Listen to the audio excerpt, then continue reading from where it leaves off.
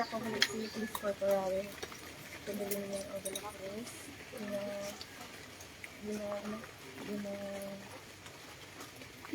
Gina-inform tayo ka ginakuhaan ko.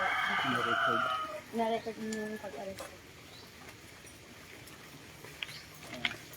No, kasi police Sorry. nabuha ka na video sa pag-alis ko.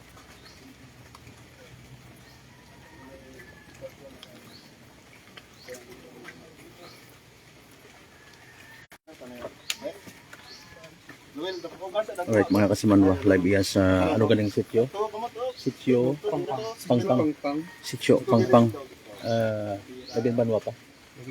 Lagin Banwa Ibahay mga kasimanwa. So dahil warong arestado sa pag nasugid na paglusot illegal nga droga. Pakita na to. Sir pa uman sir pa kita nga sir. Sa kasasya sir no? Oh. Okay. Bako.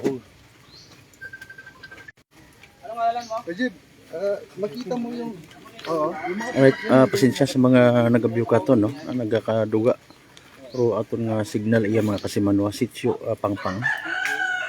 Lagin Banwa Ibahay, no? Sang kita naton sa kwan sa earlier sa video, sang ka plastic sachet suspected drugs ro gilpakita ka aton ito aton nga operatiba, no? Mga kasimanwa. So kung sa si Inday wat akararong na aresto. Joint operation ra actually aton nga Provincial Drug Enforcement Unit ag Ibahay Municipal Police Station, no, mga kasimanwa.